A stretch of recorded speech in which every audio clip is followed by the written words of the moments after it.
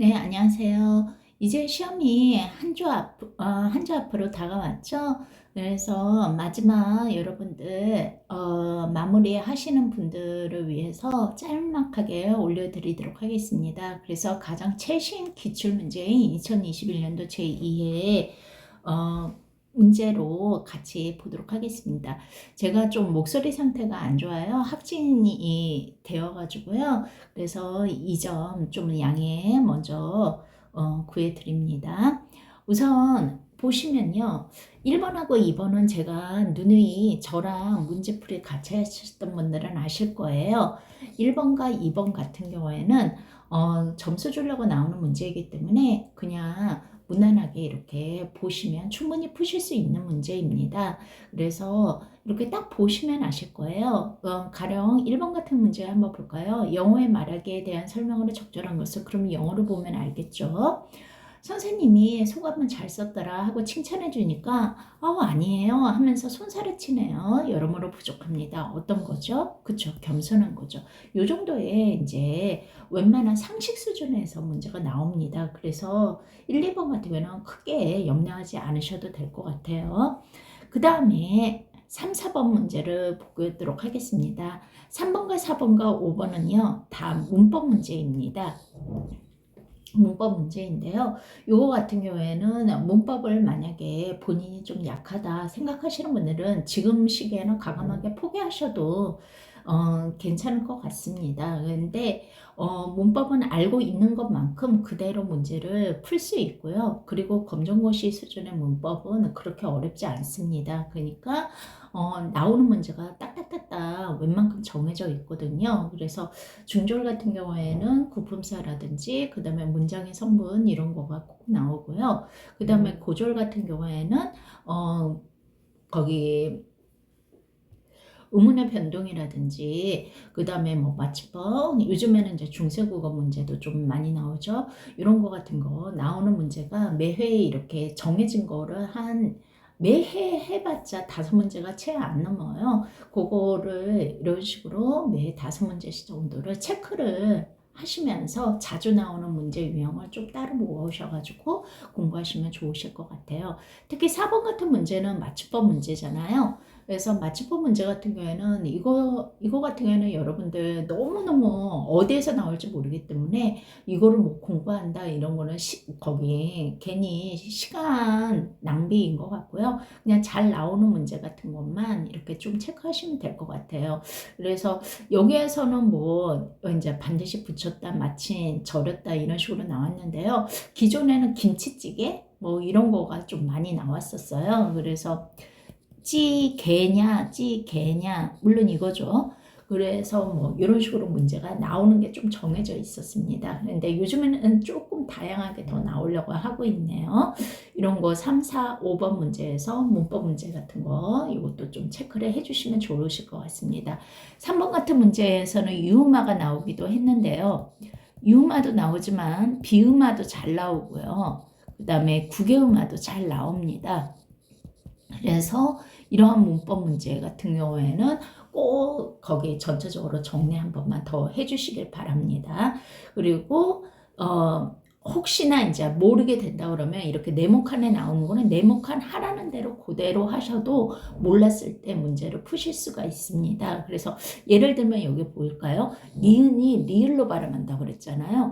그러면 발음하는 거를 한번 보시면 되겠죠. 1번 같은 경우에는 신라가 어떻게 발음합니까? 그쵸? 신라로 발음이 되죠. 그쵸? 니은이 리을로 바뀌었죠. 그쵸? 니은이 리을로 바뀌었죠. 우리는 지금 니은이 리을로 바뀌는 거가 아닌 걸 찾는 거니까 1번은 답이 아니겠네요. 그쵸? 근데 4번을 볼까요? 종로 발음해 보실래요? 종로. 그쵸? 리을은 뭘로 바뀌었어요? 니은으로 바뀌었죠.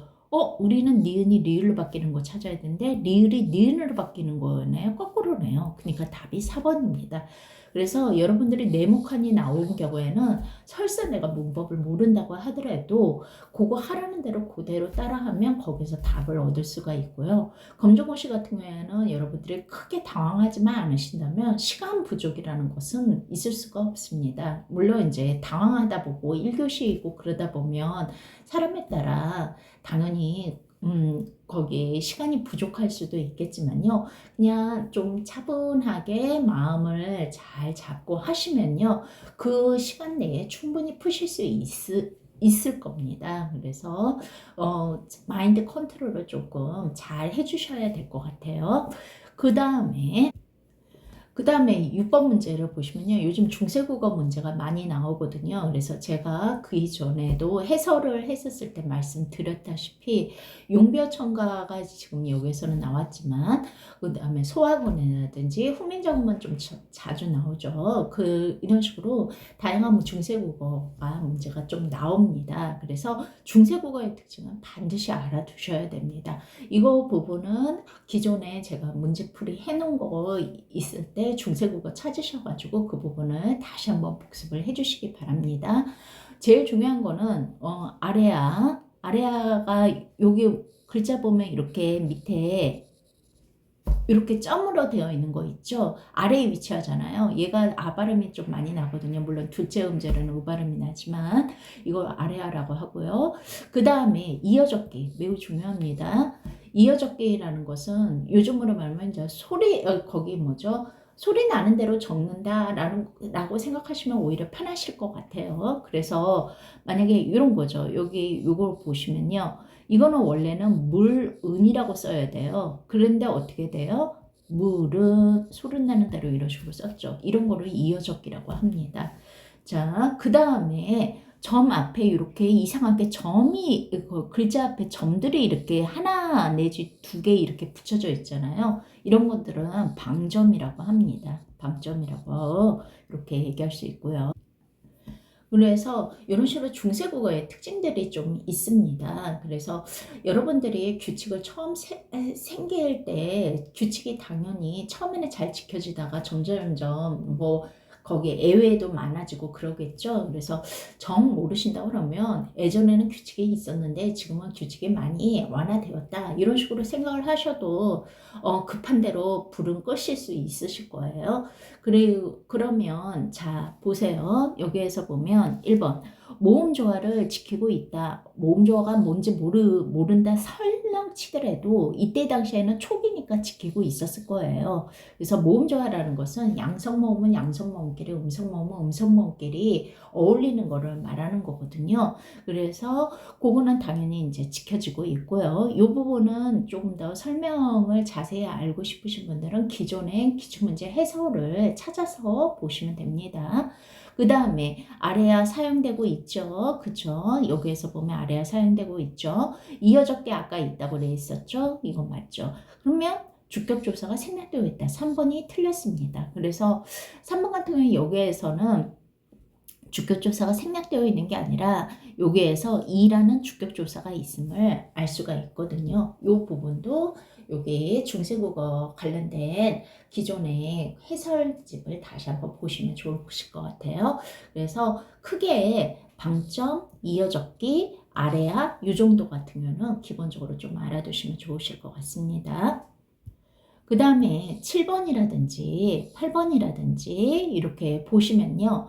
7번과 8번 같은 거 문제 같은 경우는 그러니까 일종의 이제 수능에서 보시면 화작에 해당한다고 생각하시면 됩니다. 합법과 작문 쪽으로 생각하시면 되는데요. 그냥 읽어보시면 무난하게 다 푸실 수 있는 문제입니다. 이렇게. 근데 다만 이제 8번 같은 문제가 고쳐쓰기 문제잖아요. 고쳐쓰기 문제는 이제 복합적으로 맞춤법 문제도 있겠지만 그 글의 흐름에 따라서 삭제해야 되는 거라든지 이런 게 뭐 아니면 문장을 고쳐 나가야 되는 그런 내용이 나와서 조금 8번이 사람에 따라 까다롭게 느껴질 수가 있습니다. 그래서 요거 같은 경우에는 연습을 좀 많이 하셔야 되고요. 제가 다시 한번 말씀드리는 것은 1번부터 지금 8번까지 나왔잖아요. 본인이 이제 문제를 푸시다가 내가 좀 자주 틀리는 문형이 있을 거예요. 그런 문형은 거기 기본 기출문제 회차를 살펴가지고 그 부분을 집중적으로 좀 연습하시면 좋으실 것 같습니다. 그 다음에 9번에서 11번 문제가 있을 겁니다. 여기 같은 경우에는 이제 시에 관한 문제인데요. 항상 문제를 푸실 때는 지문 맨 끝을 보시고 작가가 누군지 제목이 무엇인지를 체크하시면 돼요. 제목이라는 것은 그 시인이 진짜 심사숙고하면서 쓴 거기 일종의 핵심 단어라고 생각하시면 좋으실 것 같아요. 본인이 왜 이걸 제목으로 썼는지 그걸로 다시 한번 우리 독자 입장에서 생각을 해보시는 게 좋으실 것 같습니다. 그래서 이제 첫사랑이라는 제목으로 이렇게 문제를 이렇게 쭉 나열하고 있습니다. 특히 시 문제 같은 경우는요, 여러분들 여기 9번, 10번, 11번 문제가 이렇게 나오는데요. 감각에 대해서 반드시 체크를 해주셔야 돼요. 그래서 뭐 감각에는 여러분들이 이제 눈하고 관련된 건 시각, 귀랑은 청각, 코랑은 후각, 맛은 미각, 그 다음에 느끼는 것은 촉각, 그 다음에 두 가지 이상이 전이가 되는 것은 그 다음에 공감각이라고 나와 있거든요. 그래서 감각적 이미지 반드시 체크를 해주시고요. 그 다음에 문장의 종결 유형, 청유형이라든지 명령형이라든지 이런 것들은 반드시 체크를 해주셔야 됩니다. 그리고 비유적 표현, 요거 같은 경우에는 이제 제일 잘 나오는 게 직유법이라든지 은유법이라든지 의인법이라든지 이런 거 구분 반드시 해주셔야 되고요. 그 다음에 이런 식으로 기억, 니은, 디귿, 리을이 나온다고 하면 여기서 기억, 니은, 디귿, 리을 이렇게 나오잖아요. 여기서 이질적인 것을 고를 수도 있는 거고 아니면 뭔가 하나 뭐 핵심적인 거 찾는 거, 긍정적인 부정적인 의미에서 다른 거 하나를 고르는 거, 여러 가지로 이렇게 기억, 니은, 디귿, 리을 네 가지 중에서 하면 뭔가가 하나 다른 거를 찾는 거는 연습을 좀 자꾸 하셔야 될 것 같습니다. 내가 모르는 시가 나오더라도 항상 나오는 문제는 정해져 있거든요. 그래서 그런 식으로 문제를 좀 푸시면 좋을 것 같고요. 특히나 이제 역설이라든지 반어의 차이, 이거는 제가 몇 번 해드렸습니다. 요거 같은 경우에도 꼭 챙겨주시길 바랍니다. 여기에서는 11번을 좀 보도록 하겠습니다. A의 시적인 의미를 봅시다. 그러면 A는 세상에서 가장 아름다운 상처를 터뜨린다고 했어요. 상처는 원래는 굉장히 흉하다고 생각하고 안 좋고 부정적인 건데 그걸 아름답다고 표현했잖아요. 말이 안 되죠. 말이 안 되는 것을 뭐예요? 모순된다고 그러죠. 모순되는 것이 바로 역설입니다. 그러면서 여기에서 문제를 보시면요. 그 의미가 뭐냐? 바로 제목이 첫사랑이잖아요. 그러니까 뭐예요? 성숙한 사랑의 가치. 첫사랑을 통해서 그 다음에 나중에 이제 성숙한 사랑의 가치까지 느낄 수 있는 그런 방법. 상처를 통해서 더 아픈 만큼 성숙한다고 그런 말 들어보셨죠? 그래서 여기는 역설이 됩니다. 반어는 속마음과 반대되는 거가 반어법이고요. 그 다음 보시면요. 12번에서 14번 문제가 나옵니다. 12번에서 14번 문제가 나오는데요. 역시 맨 끝에 보니까 9켤레의 구두로 남은 산에 왜 9켤레의 구두로 남았는지 다시 한번 생각을 해보시고요. 그 다음에 이거에 관련된 거기 문제가 세 문제가 나왔는데요. 여러분들 생전 처음 보는 이제 소설, 좀 유명하지 않은 소설이 나오면요. 출제위원들도 압니다. 이게 난이도가 높을 거라고 알고 있기 때문에 이제 줄거리 문제, 이해를 했는지, 이 글을 이해를 했는지 물어보는 문제가 좀 나와요. 그래서 줄거리 문제라든지 아니면 이제 심리 문제 같은 것도 나올 수가 있겠죠. 그 심리 문제도 어떻게 보면 넓게 보면 줄거리 문제잖아요. 어떠한 내용으로 내가 어떤 심리를 느끼는지를 나오는 거니까요. 그래서 여기서도 보시면 뭐 심리 문제, 왜 그러는지 그 이유, 줄거리를 알아야지 쓸 수가 있는 거잖아요. 그래서 오히려 낯선 소설인 경우에는 문제가 오히려 쉬울 수가 있습니다. 그러니까 너무 당황하지 마시고 한번 풀어보시면 괜찮으실 것 같아요. 그 다음에 보시면요. 15번에서 16번을 보면 작자미상, 작가는 모르죠. 가실이라는 작품입니다. 고려가요의 작품이거든요. 고려가요의 특징을 이렇게 보시면 후렴구가 이렇게 대풀이 되기도 하고요. 그 다음에 거기에 삼음보라고 해서 가실이 있고 그리고 나나는 별로 의미가 없는 거예요. 그래서 삼원보의 구조로 이렇게 이루어져 있습니다. 그래서 여러분들이 옛날 작품 고전시가라고 하거든요. 고전시가의 각 특징, 향가라든지 고려가요라든지 시조라든지 가사라든지 그 특징을 반드시 좀 알아두셔야 됩니다. 당연히 이거는 고려가요니까 고려가요의 특징에 대해서 알아야 문제를 푸실 수 있겠죠. 그 문제가 나올 확률이 좀 높겠죠.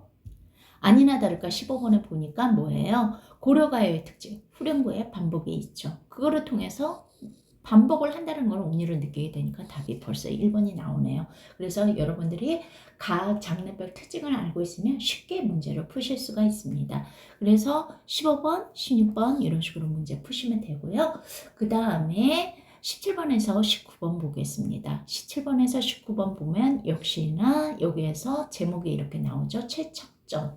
전으로 끝난다는 것은 고전소설입니다. 여러분 고전소설이 나오면 고전소설의 특징을 좀 반드시 체크를 해주셔야 되고요. 이거 부분은 반복적으로 나오는 부분이니까 꼭 알아두시기를 바랍니다. 그리고 여기 보면 17, 18, 19번 문제가 나오는데요. 역시 여기도 이제 고전 소설이니까 좀 말이 어렵다고 생각해서 줄거리 관련된 문제가 좀 나옵니다. 여기에서는 인물에 대한 설명으로 이런 식으로 해가지고 파악을 했는지 안 했는지 문제가 나오네요. 그리고 여기 같은 경우 보면 A 부분이 이렇게 나오잖아요. 그러면 뒤에 A에 관련된 문제가 이렇게 나올 수밖에 없으니까요. 읽을 때 한번 더 유심하게 읽고 그 다음에 이런 식으로 문제를 푸시면 좋으실 것 같습니다. 여기는 채척전이니까 채척의 주인이 되겠죠. 여러분 심청의 주인공이 되면 심청전이고 춘향이 주인공이 되면 춘향전이듯이 채척의 주인공이니까 채척전이 되겠죠. 그리고 고전소설의 특징 중에 하나가 조금 이제 영어시하는 그런 경향이 있어요. 그래서 채척전, 채척 분명히 여기서는 좀 뛰어나고 잘난 인물로 나올 수 있겠구나. 그런 식으로 미리 생각하시고 들어가셔도 괜찮습니다. 물론 이제 운영자님 같은 경우는 아닌 경우도 있는데요. 이제 비극적으로 끝나거나 이런 경우도 있지만 거의 대부분 특히나 이제 검정고시에서는 특별히 크게 예외되는 거를 내놓지는 않아요. 왜냐하면 점수를 주기 위한 시험이기 때문에 여러분들이 크게 그거에 대해서 걱정하실 필요는 없을 것 같습니다. 그 다음에 20번부터 맨 마지막까지는요, 이른바 비문학에 해당하는 겁니다. 그래서 여러분들이 비문학의 특징을 조금 알아두시는 게 좋으실 것 같아요. 논설문과 설명문의 특징 각기 꼭 체크해 주시고요. 역시나 생전 처음 보는 거 나와도 걱정하지 않으셔도 됩니다. 제목을 보고 힌트를 얻으세요. 여기서 보면 외부 효과와 제약세, 외부 효과가 뭔지 제약세가 뭔지 분명히 본문에 나와 있을 겁니다. 그거를 보시고 문제를 푸시면 되겠죠. 그리고 이제 조금 어렵다고 하면 항상 나오는 문제가 뭐예요? 소설이나 이런 것은 거기 뭐죠? 줄거리 물어보는 문제, 인물의 특징, 뭐 이런 식으로 심리 물어보는 거가 나오고요. 그 다음에 비문학 쪽에는 내용 일치 문제가 이렇게 나올 수 있습니다. 그래서 21번, 20번 이런 식으로 문제 푸실 수 있고요. 역시나 옆에 같은 경우에도 심폐소생술을 배우자라는 비문학이 나왔는데 여기 같은 경우에도 알 수 있는 내용으로 적절하지 않은 것은 네, 이것도 내용 일치 문제의 약간 변형이라고 생각하시면 되겠네요.